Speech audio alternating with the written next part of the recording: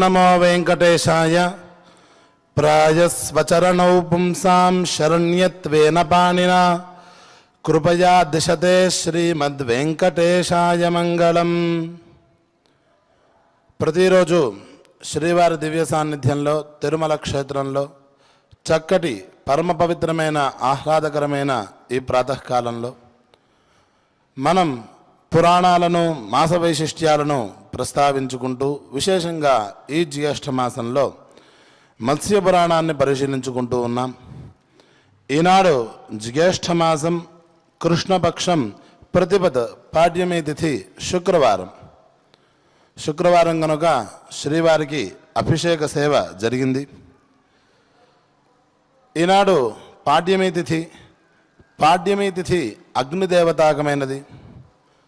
స్కంద పురాణంలో భవిష్యోత్తర పురాణంలో స్కందుడు శ్రీ సుబ్రహ్మణ్యేశ్వర స్వామి వారు ఋషులకు కొన్ని విషయాలు చెబుతూ అగ్నిని సంతృప్తిపరచాలి, మానవుడు అగ్నులను సంతృప్తిపరచాలి అని చెప్పాడు.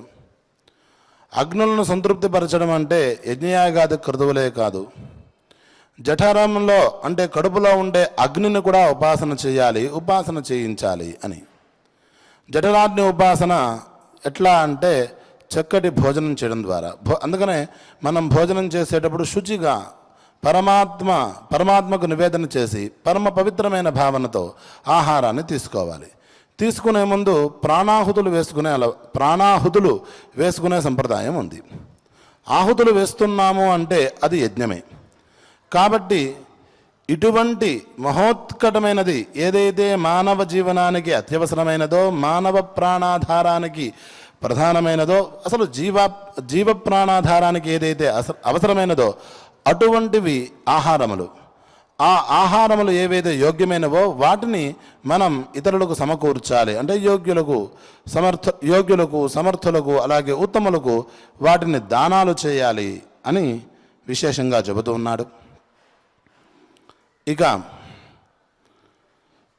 లోకంలో ప్రతి జీవి కూడా తనకు సుఖం కావాలని, తాను సుఖంగా ఉండాలని, తనకు కష్టాలు ఉండకూడదు అని, అలాగే తాను ప్రశాంతమైన జీవనాన్ని గడపాలని కోరుకుంటూ ఉంటాడు. సహజమే. ఇవి ఎట్లా సిద్ధిస్తాయి అంటే సర్వలోకేశ్వరుడైనటువంటి శ్రీమన్ మహావిష్ణువును ఆరాధించి ఆయనను ఉపాసన చేసి ఆయన యొక్క పాదాలను ఆశ్రయిస్తే తప్ప ఇవన్నీ సిద్ధించడం సాధ్యపడదు. కాబట్టి నిరంతరం ఆ విష్ణుమూర్తి యొక్క పాదాలను ఆశ్రయించాలి. ఇది కలియుగంలో మందబుద్ధులు పుడుతూ ఉంటారు, అల్ప సామర్థ్యం కలిగిన వాళ్ళు పుడుతూ ఉంటారు, అలాగే అల్పధర్మ శ్రద్ధ కలిగిన వాళ్ళు పుడుతూ ఉంటారు. అలాగే బద్ధకస్తులు పుడుతుంటారు, శ్రద్ధ తక్కువ ఉన్న వాళ్ళు పుడుతూ ఉంటారు. వీళ్ళందరూ కూడా అలా తరించాలి. అతి కష్టమైన నియమాలతో కూడినటువంటి ఉపాసనలు చేయడం వీళ్ళకి దుస్సాధ్యం కదా, వీళ్ళకి ధర్మశ్రద్ధ కూడా తక్కువ కదా. మరి వీళ్ళు ఎలా తరిస్తారు? వీళ్ళందరూ కూడా ఈ కష్టాల సమూహంలో ఉండవలసిందేనా అని పరమాత్మే ఆలోచన చేసి పరమ కరుణామయుడు అయినటువంటి ఆ విష్ణుమూర్తి వెంకటేశ్వర స్వామి వారుగా ఈ తిరుమల కొండపై వెలిశారు. అక్కడ ఉన్నది జీవన్ విరాణమూర్తి, దాంట్లో మనెవరికీ సందేహం లేదు. ఆయన తన చేత్తో ఇదిగో ఈ పాదాలను ఆశ్రయించండి, మీరు కోరిన కోరికలను తీర్చుకోండి, మీ పాపాలను పోగొట్టుకోండి, సుఖాలను సంపాదించుకోండి, ధర్మబుద్ధిని పెంచుకోండి ఇత్యాది ఏదైతే మానవ అభ్యున్నతికి అవసరమైనవో అవన్నీ కూడా సంపాదించుకోండి అని తన పాదాలను తాను చూపిస్తూ మనను అనుగ్రహిస్తూ ఉన్నాడు ఈ తిరుమల కొండపై ఉన్న స్వామి. ఇదే విషయం వేదంలో ఇలా కనిపిస్తోంది. చరణం పవిత్రం వితతం పురాణం ఏన పూతస్తరతి దుష్కృతాని తేన పవిత్రేణ శుద్ధేన పూతాః అతిపాప్మానమరాతింతరేమా. ఆ విష్ణుమూర్తి యొక్క చరణములు పవిత్రమైనవి, వితతం విస్తారమైనవి, చాలా పెద్దవిట ఆయన పాదాలు. మరొక చోట ఇలా చెబుతోంది, ఇదం విష్ణుర్విచక్రమే త్రేధాని దధే పదం సమూఢమస్య భాగం సురే. ఈ కేవలం భూమే కాదు, సమస్త బ్రహ్మాండము కూడా ఆయన యొక్క పాదము కింద రేణువులాగా ఉన్నాయట. సమూఢం అస్య పాంసురః, ధూళి యొక్క కణంలాగా ఆయన పాదాన్ని అంటుపెట్టుకుని ఉన్నాయట. ఈ బ్రహ్మాండమే ఆయన యొక్క పాదం కింద రేణువులాగా ఉన్నట్లయితే ఆయనంత విరాన్మూర్తి ఎన్ని బ్రహ్మాండాలు ఉన్నాయి. కాబట్టి ఆయనకు అఖిలాండ కోటి బ్రహ్మాండ నాయకుడు అనేది సార్థకమైన పేరే. ఆ విస్తారమైన పాదాలు ఆ విష్ణుమూర్తివి, పవిత్రమైనవి, అలాగే విదితం విస్తారమైనవి. మూడవది పురాణం, అనాది నిధనమది, అది శాశ్వతమైనది. ఏ ప్రపంచంలో ప్రతి జీవి కూడా ఏదైతే శాశ్వతమో, ఏదైతే సత్యమో, జ్ఞానమయమో, ఆనందమయమో అటువంటి పదార్థాన్ని, అంటే సచ్చిదానంద స్వరూపమైన పదార్థాన్ని కూడా పొందాలి. అవి ఏవి అంటే ఆ విష్ణుమూర్తి యొక్క పాదాలే. దాన్ని పొందడానికే, దాన్ని సిద్ధించుకోవడానికి మనిషి ప్రయత్నం చేయాలి. పవిత్రం విదితం పురాణం అన్న విశేషణాలు చెప్పారు. తర్వాత ఏన పూతస్తరతి దుష్కృత అని, అటువంటి మహోత్కటమైనటువంటి పరమ కరుణ కలిగినటువంటి ఆ పాదాలను కనుక మన మనస్సులో స్థిరంగా ఉంచుకోగలిగినట్లయితే, మన మనసులో ఉండే అనవసరమైన ఆలోచనను పూర్తిగా తొలగించుకుని ఆ విరాట్ పురుషుని యొక్క పరమ కరుణామయుని యొక్క పాదాలను మన హృదయంలో కనుక దృఢంగా మనం నిలుపుకోగలిగినట్లయితే, నిత్యం ఆ పాదాలను ధ్యానిస్తూ ఉన్నట్లయితే అతనికి చెడు ఆలోచనలు రావు. అంటే మనస్సు శుద్ధంగా ఉంటుంది కాబట్టి ఆ మనస్సు యొక్క అధీనంలో ఉండేటువంటి బాహ్యమైన జ్ఞానేంద్రియాలు ఏవి కూడా పాపపు పనులు చేయవు. ఏవైతే ఉత్తమమో, ఏవైతే ధర్మబద్ధమో ఆ పనులే చేస్తాయి. ఇంద్రియములు మంచి పనులు, బాహ్య జ్ఞానేంద్రియాలు మంచి పనులే చేస్తాయి. దాన్ని కట్టడి చేసే, దాని నియంత్రైన మనస్సు కూడా పరమాత్మ యొక్క పాదములతో నిండి ఉంది కాబట్టి అది కూడా మంచి పనే చేస్తుంది. కాబట్టి మొత్తం పవిత్రమవుతాయి. ఏన పూత తరతి దుష్కృతాని.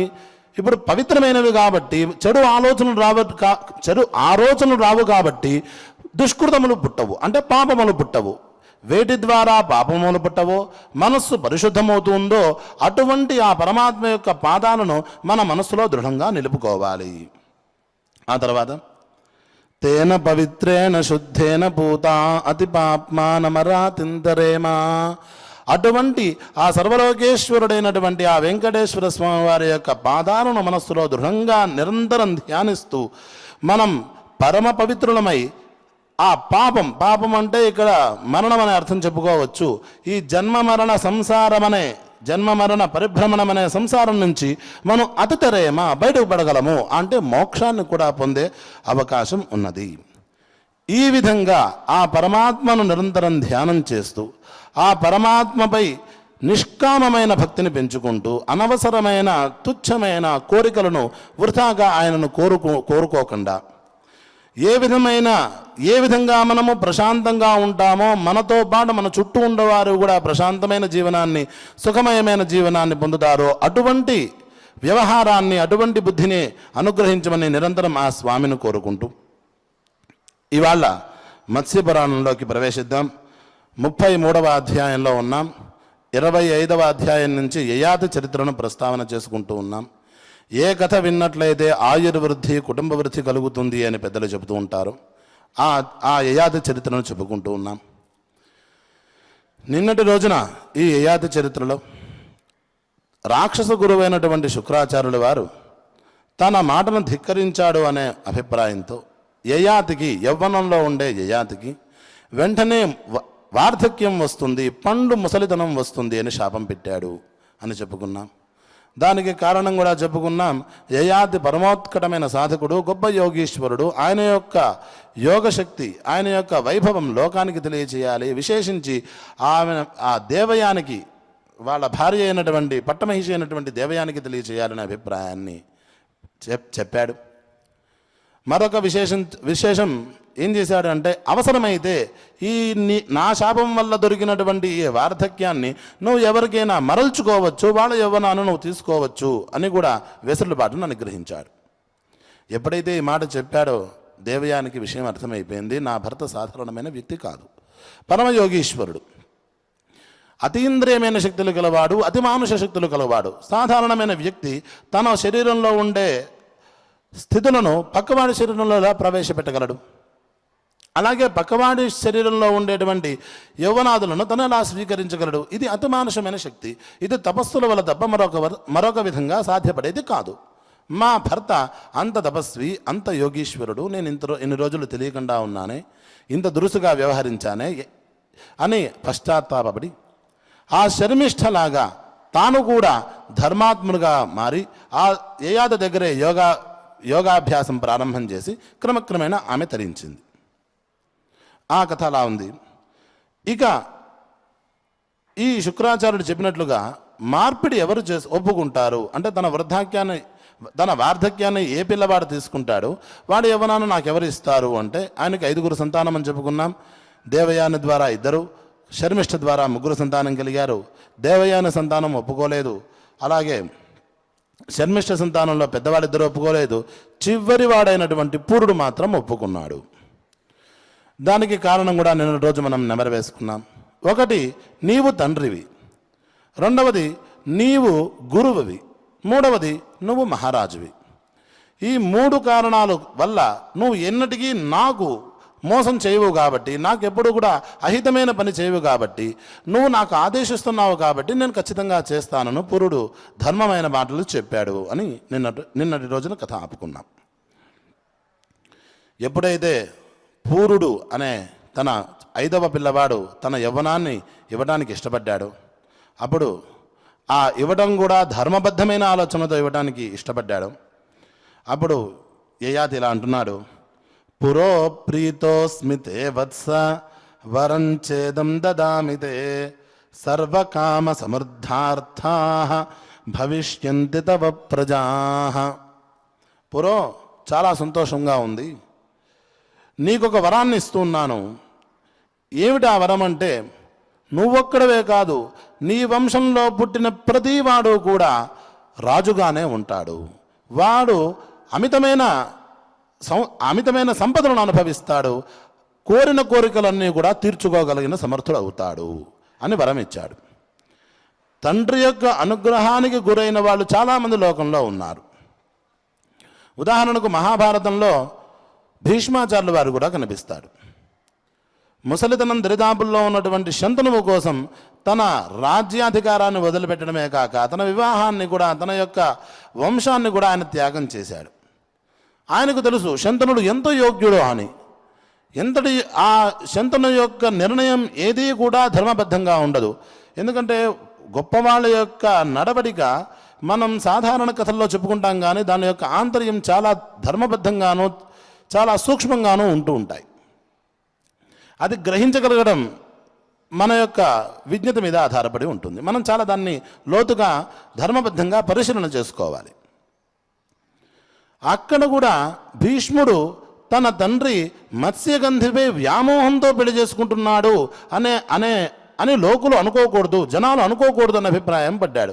తన శంతను యొక్క గొప్పతనాన్ని కూడా లోకానికి చెప్పాలని అభిప్రాయపడ్డాడు.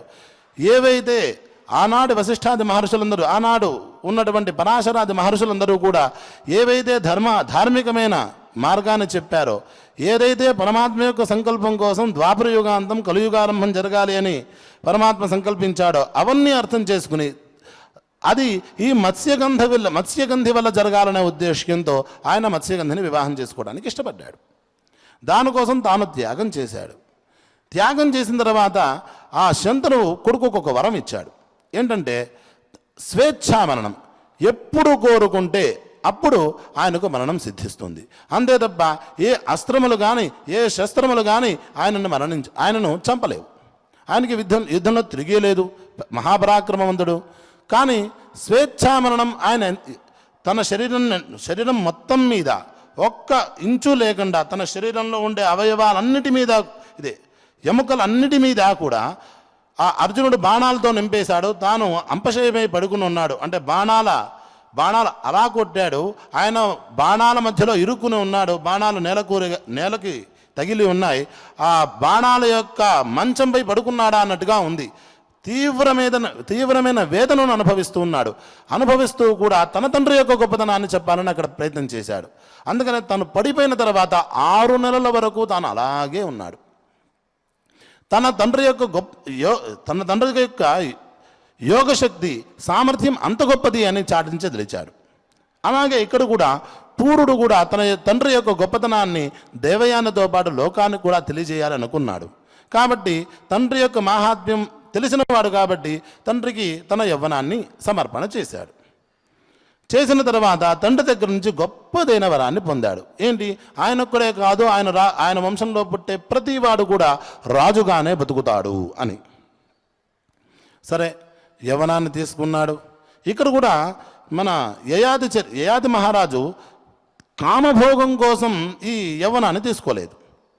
ఈ యయాతికి రాజ్యం ఇస్తున్నప్పుడు వాళ్ళ తండ్రి గారైనటువంటి నహుష చక్రవర్తి ఏవైతే కొన్ని పనులు చెప్పాడు, లోకహితం కోసం చాలా పనులు చెప్పాడు. ఆ పనులను చేయాలి, యజ్ఞయాగాది కృతువులు చేయాలి, లోకం సుభిక్షంగా ఉండే వ్యవస్థ చేయాలి. అవన్నీ చేయాలంటే ఇప్పుడు వార్ధక్యం వల్ల కొద్దిగా కష్టమవుతుంది. కాబట్టి యవ్వనాన్ని కోరుకున్నాడు. అలా ఆయన ఆ యవ్వనం పొందిన తర్వాత క్షణం ఆలస్యం చేయకుండా, ఒక్క క్షణం కూడా వృథా పోనివ్వకుండా చాలా ధార్మికమైన కార్యక్రమాలు చేస్తూ ప్రజారంజకమైన పరిపాలన చేస్తూ ఉన్నాడట. జనాలు ఇలా అనుకుంటున్నారు ఆ సమయంలో, ధర్మేణ చ ప్రజా సర్వాః యథావదనురంజయన్ యయాతి పాలయామాస సాక్షాదింద్ర ఇవాపరః. దేవేంద్రుడే పరిపాలన చేస్తున్నాడా అని ఆ ప్రజలు ఆనందిస్తూ ఉన్నారట. అలా ప్రజారంజకమైనటువంటి పరిపాలన ఆ యయాతి చక్రవర్తి చేస్తూ ఉన్నాడు. సరే, ఇక పై అంశానికి వెళితే ఇలా ఆ యౌవనంతో సుమారు ఆయన 1000 సంవత్సరాల పాటు రాజ్య పరిపాలన చేశాడు. 1000 సంవత్సరాలు పూర్తయిపోయిన తర్వాత ఆయనకు ఆ విషయం తెలుసు. యయాతి కూడా తక్కువవాడు కాదు కదా. ఒకనాడు పూరుడి దగ్గరికి వెళ్ళి, నాయన, నేను నీకేం చెప్పాను? నీ యవ్వనాన్ని 1000 సంవత్సరాలు తీసుకుంటాను అని చెప్పాను. అదిగో 1000 సంవత్సరాల కాలం అయిపోయింది కూడా. మనిషికి వైరాగ్యం ఉండాలి, తర్వాత కర్తవ్య బుద్ధి పెరుగుతూ ఉండాలి. ప్రతి చోట్ల అహంత్వ బుద్ధి కానీ మమత్వ బుద్ధి కానీ, అంటే నేను నాది అనే బుద్ధి ఉండకూడదు. పని యందు కర్తవ్య బుద్ధి ఉండాలి, పరమాత్మార్పణ బుద్ధి ఉండాలి. కోరికలు తీరుతాయా అంటే తీరవు, దానికి అంతు లేదు. ఒక కోరిక అంటే మనసుకి ఒక కోరిక వస్తుంది. ఆ కోరిక చేస్తే నా మనసు ఇంకా నన్నేమీ కోరదు, అది ప్రశాంతంగా ఉంటుంది, పరమాత్మ ధ్యానం చేసుకుంటూ ఉంటాను అంటే సముద్రంలో అలలు ఆగిపోతే స్నానం చేద్దామని ప్రయత్నించిన వాళ్ళలాగా మన పరిస్థితి ఉంటుంది. ఎప్పుడూ కూడా ఈ మనస్సులో కోరికల యొక్క ఒరవడి, కోరికల యొక్క పుట్టుక ఆగదు. దాన్ని మనిషే తన విజ్ఞతతో, తన ఆలోచనలతో దాన్ని ఆపుకోవాలి. అదే మనం ఇన్ని రోజులు చెప్పుకుంటూ ఉన్నాం. విజ్ఞతతో ఆలోచన చేయాలి, విజ్ఞతతో కోరికలను కోరుకోవాలి. అంతే తప్ప హేయమైన పరమాత్మ దగ్గరకు వచ్చి హేయమైన చాలా చిన్నమైన కోరికలు కోరుకోకూడదు. ఏదైతే మన జీవనానికి అత్యంత ప్రధానమో అటువంటి కోరికలు కోరుకోవాలి. అలా చెబుతూ, నజాతు కామః కామానాం ఉపభోగేన శామ్యతి హవిషా కృష్ణవర్త్మేవా భూయ ఏవాభివర్ధతే. నిప్పులో ఈ కట్ట వేస్తే ఇంకా నిప్పు ఆ అగ్నిదేవుడు ఉపశమించిపోతాడు, ఆయన తృప్తి చెందుతాడు, ఆగిపోతాడు అనుకుంటే కుదురుతుందా? ఎన్ని కట్టలు వేస్తే అంత పైకి ఆయన ఉజ్వలంగా ప్రకాశిస్తూ ఉంటాడు. అలాగే ఈ కోరికలు కూడా ఒకటి తీరిన తర్వాత మరొకటి కావాలని కోరుకుంటుంది, అది తీరిన తర్వాత మరొకటి కావాలని కోరుకుంటుంది తప్ప కోరిక ఇక చాలు, ఈ యజమానిని మనం ఇంతవరకు ఇబ్బంది పెట్టాము అని దాని సాంత్వన అది ఆగిపోదు. విజ్ఞతతోనే మనిషి దాన్ని ఆపుకోవాలి. ఇదే ప్రకరణం, ఇదే అంశం మనకి జైమినీయ భారతంలో ఒక శ్లోకంలో జైమిని మహర్షి చెబుతూ ఉన్నారు. ఆశానామ మనుష్యాణం కాచిదాశ్చర్య శృంఖలా యయా బద్ధా ప్రధావంతి ముక్తాస్తిష్టంతి పంగువత్.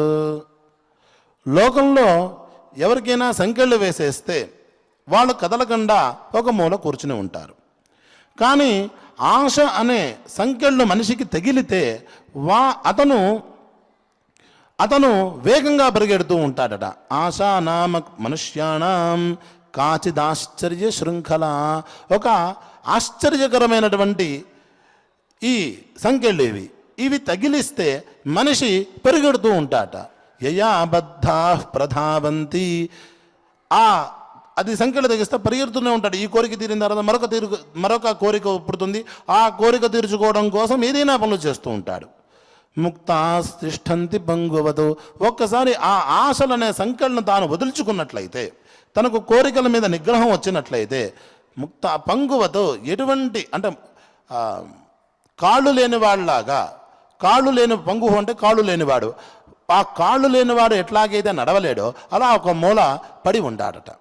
అందుకనే మనం చాలామంది విరక్తులను చూస్తుంటాం. ఇక్కడ కూడా తిరుమల క్షేత్రంలో మనం అప్పుడప్పుడు చూస్తుంటాం. చాలా ప్రసన్నంగా విరాగిలాగా ఒక మూల ఆ పరమాత్మను ధ్యానం చేస్తూ ఆ శిఖరం వైపు చూస్తూ వాళ్ళ ఆనంద స్థితిని అనుభవిస్తూ ఉంటారు. అలా ఎప్పుడైతే మనకు కోరికమై నిగ్రహం వస్తుందో, ఎప్పుడు మనం వృథా కోరికలు కోరుకోమో, అప్పుడు మన మనస్సు చాలా ప్రశాంతంగా ఉంటుంది. అది మనం అనుభవైక వేద్యమే. ఎన్ని పురాణాలు చెప్పినా తాను ప్రయత్నం చేస్తే తనకు నమ్మకం కుదురుతుంది. సరే, ఇలా వైరాగ్య మాటలన్నీ కూడా ఈ పూరుడికి ఆ యయాతి చక్రవర్తి చెబుతూ చివరకు పురోప్రీతోస్మి భద్రంతే గృహాణేదం స్వయౌవనం రాజ్యం చైవ గృహాణేదం త్వం హిమే ప్రియకృత్సుతః. ఓ పురో, నాయన, నీ యొక్క త్యాగానికి నేను సంతోషించాను. నీకు క్షేమమగుగాక, భద్రమగుగాక. ఇదిగో నీ యవ్వనాన్ని మళ్ళీ నువ్వు తీసేసుకో. ఈ యవ్వనంతో పాటు ఈ రాజ్యాన్ని కూడా నువ్వే తీసేసుకో. నీకెందుకు రాజ్యం ఇస్తున్నాను అంటే నువ్వు నాకు ఇష్టమైన వాడువు అని చెప్పాడు. మరొక విశేషం ఏంటంటే పై శ్లోకాల్లో చెప్పారు, యవ్వనం తీసుకునే ముందు పూరుడి యొక్క తేజస్సు ఎంత ఉన్నదో మళ్ళీ తిరిగి ఇచ్చేటప్పుడు, అంటే 1000 సంవత్సరాల యవ్వనాన్ని తండ్రి గారికి ఇచ్చాడు. ఆ 1000 సంవత్సరాలు వార్ధక్యాన్ని అనుభవిస్తూ వృథా పూరుడు కూడా కూర్చోలేదు. తన గదిలో ఆ సమయంలో ఎంత ధర్మానుష్ఠానం చేయగలమో దానికి మించి ఆ పరమాత్మపై దృఢంగా మనస్సును నిలిపి ఆయన ఏదో యోగ సాధనలు చేసుకున్నాడు. సమాధి స్థితిలో ఉన్నాడు.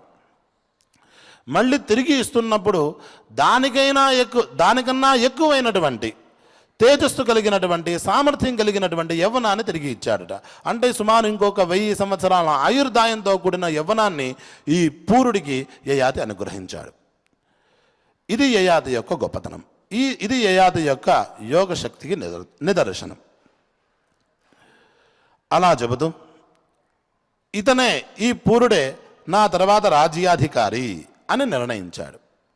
సరే, మంత్రులు, పుర ప్రజలు, పండితులు, మేధావులు అందరూ కూడా రాజున దగ్గరకు వచ్చి, రాజా ఇలా ప్రకటించావేమిటి, యయాతి మహారాజా ఇలా ప్రకటించావేమిటి?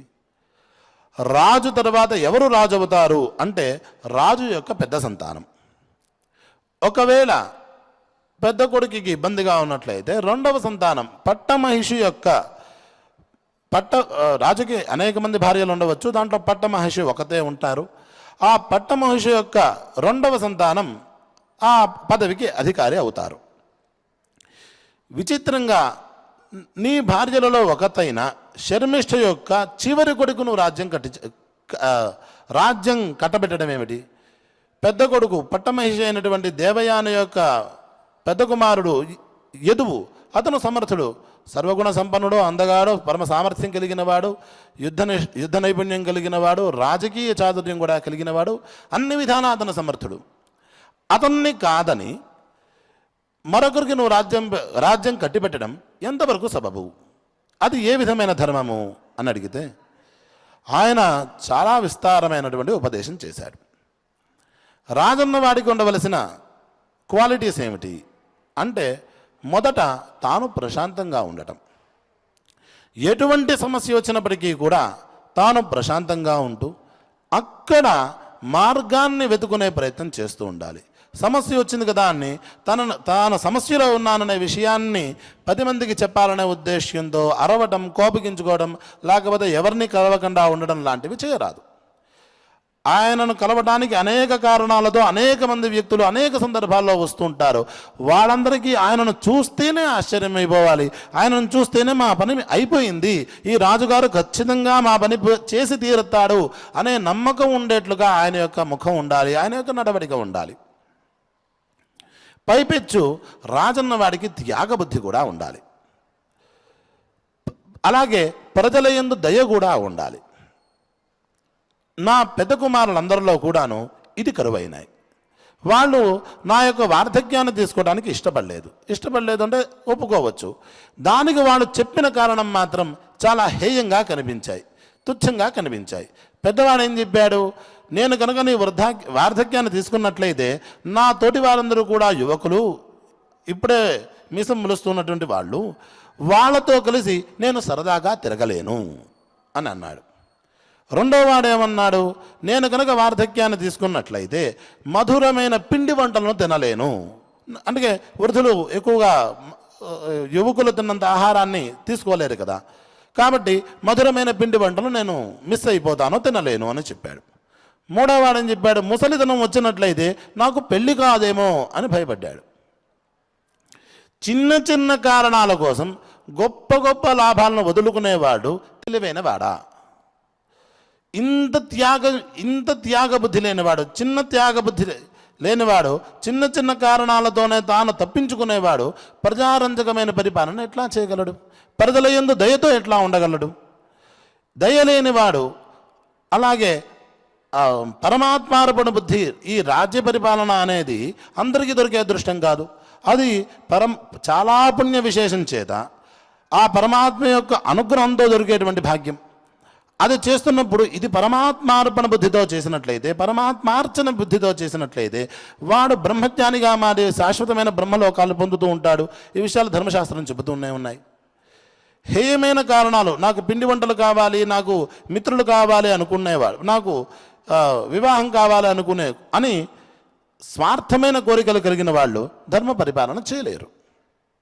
అంటే ప్రజారంజకమైన ధార్మికమైన పరిపాలన చేయలేరు. కాబట్టి వాళ్ళందరూ కూడా అర్హులు కారు అని నాకు తోచింది. మరొక గమ్మత్తైన మాట ఏమిటంటే, మనకి త్రికాల జ్ఞాని అయినటువంటి శుక్రాచార్యులు వారు ఉన్నారు.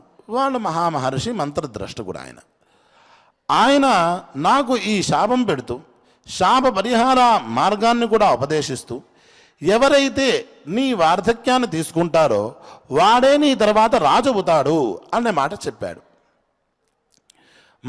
మహర్షుల యొక్క ఉపదేశం చాలా గమ్మత్తుగా ఉంటుంది, గభీరంగా ఉంటుంది.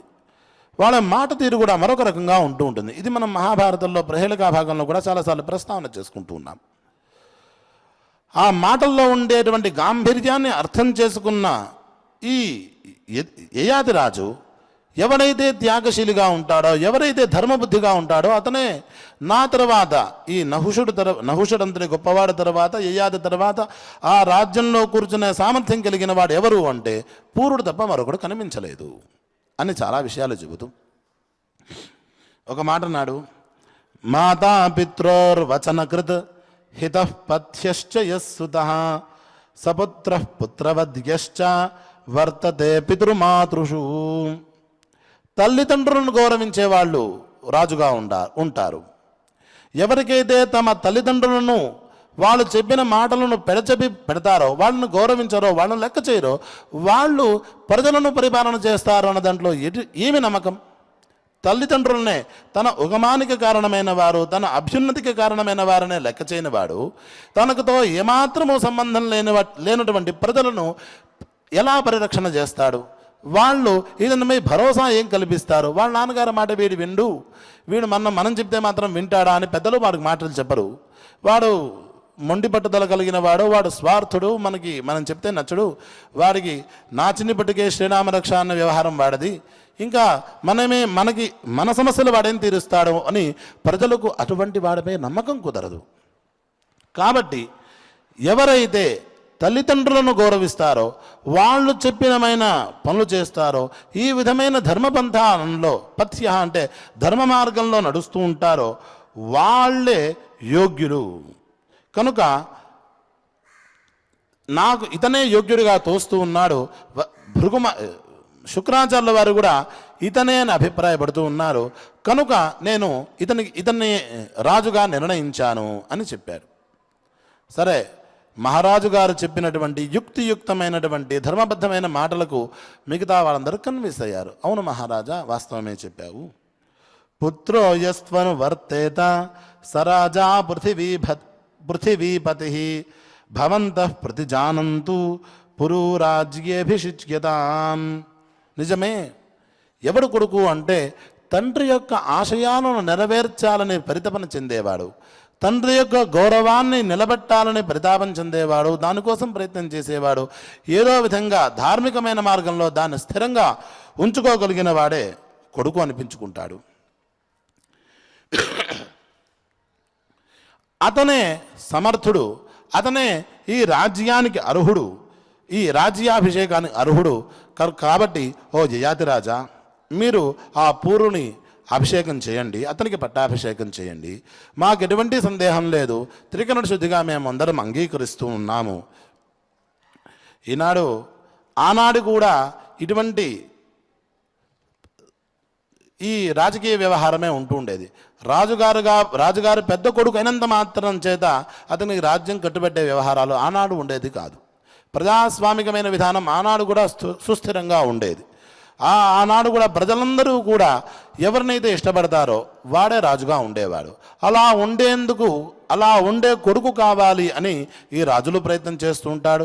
పుట్టినటువంటి ఆ పెద్ద పిల్లవాడు ఆ విధమైన వ్యవహారం చేస్తూ ఉంటాడు. ఇది చాలా చోట్ల పురాణాల్లో మనకి కనిపిస్తూ ఉంటుంది. ఆ తర్వాత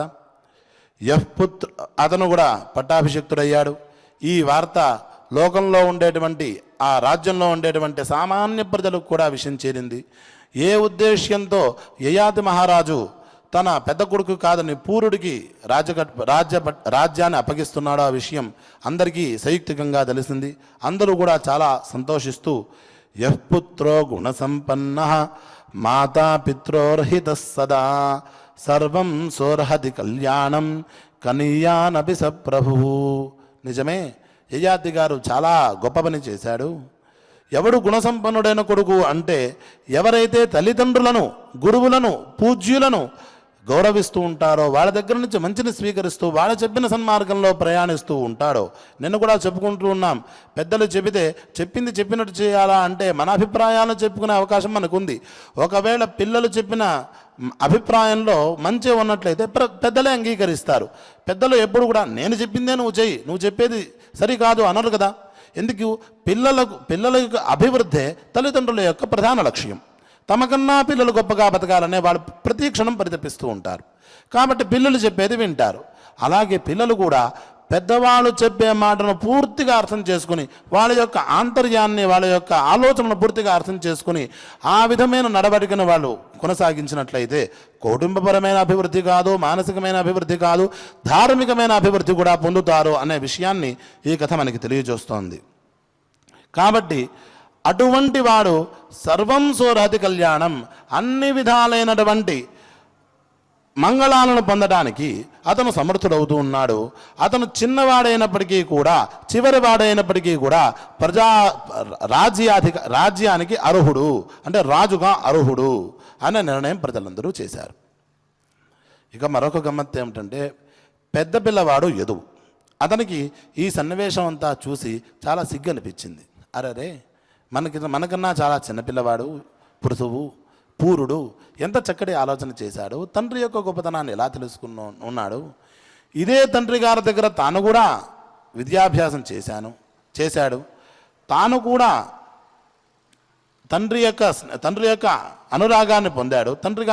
తండ్రి యొక్క అనురాగాన్ని పొందాడు, గురువు యొక్క అనురాగాన్ని పొందాడు, అలాగే మహారాజు యొక్క అనురాగాన్ని పొందాడు. మూడు విధాలుగా ఆ యయాతి వల్ల లాభపడిన వాళ్ళు నేను అందరికన్నా గొప్పవాడిని, పెద్ద పిల్లవాడిని కూడా, నన్నే ఎక్కువగా ఆయన ముద్దు చేశాడు, నాకే ఎక్కువ విద్యలను బోధించాడు. కానీ చివరి వాడైనటువంటి పృథువు ఆలోచించిన విధానంగా నేను ఆలోచించలేకపోయానే. అతను ఎంత చక్కగా ఆలోచన చేశాడు. నేను చాలా తప్పుగా ఆలోచన చేశాను, చేయటం కూడా చాలా అధమాధమంగా ఆలోచన చేశాను. కేవలం స్నేహితులతో తిరగడానికి ఇష్టం లేదనే కారణంతోనే ఇంతటి అవకాశాన్ని చేజార్చుకున్నాను. సిగ్గుపడ్డాడు తప్ప తమ్ముడిపై ద్వేషాన్ని పెంచుకోలేదు. తమ్ముడు యొక్క అభివృద్ధిని అడ్డుపడాలనే ఆలోచన చేయలేదు. ఆ విషయం తండ్రి గారి దగ్గర చెప్పి, నేను చాలా సిగ్గు తక్కువ పని చేశాను, బుద్ధి తక్కువ పని చేశాను, నన్ను ఉద్ధరించే ఉపాయం చెప్పు అంటే, ఆ యయాతి యొక్క సూచనతో ఈ యదువు చక్రవర్తి ఆయన కూడా యదువు అనే ఆయన అరణ్యాలకు వెళ్ళిపోయాడు. ఆ అరణ్యాలకు వెళ్ళి ఏకాంతంగా విష్ణుమూర్తిని ధ్యానం చేయాలని ఏకాంతంగా విష్ణుమూర్తి గురించి తపస్సు చేయాలని ప్రయత్నం చేస్తున్నప్పుడు పరమాత్మ యొక్క అనుగ్రహ విశేషమేమో తెలియదు, సాక్షాత్ దత్తాత్రేయ స్వామి వారు విష్ణుమూర్తి యొక్క జ్ఞానావతారంలో ఒకటైనటువంటి దత్తాత్రేయుల వారు ఎదురొచ్చి ఆ ఎదువుకి జ్ఞానబోధ చేశారు, యోగబోధ చేశారు. ఆయన చెప్పినట్టుగా యోగ సాధన చేస్తూ ఆ పరమాత్మ సాక్షాత్కారాన్ని పొందిన ధన్యజీవుల్లో ఈ యదువు కూడా ఒకడు. ఆ తర్వాత ఆ యదువు యొక్క వంశమే యాదవ వంశం. ఆ యాదవ వంశంలోనే శ్రీకృష్ణ పరమాత్మ అవతరించి మనల్ని అనుగ్రహించారు. ఇకపై విషయాలను రేపటి నాడు ప్రస్తావన చేసుకుందాం. నిరంతరం ఆ పరమాత్మను ధ్యానం చేద్దాం. ఆ మనస్సులో సర్వలోకేశ్వరుడైనటువంటి శ్రీమన్ మహావిష్ణువు యొక్క పాదాలను, శ్రీవారి యొక్క పాదాలను నిరంతరం దృఢంగా నిలుపుకునే ప్రయత్నం చేద్దాం. ఆ పాదాలను నిరంతరం ధ్యానిస్తూ ఉందాం. ఓం స్వస్తి ప్రజాభ్యః పరిపాలయంతాం న్యాయేన మార్గేణ మహీం మహేషాః గోబ్రాహ్మణేభ్యః శుభమస్తు నిత్యం. లోకాః సమస్తాః సుఖినో భవంతు. శ్రీ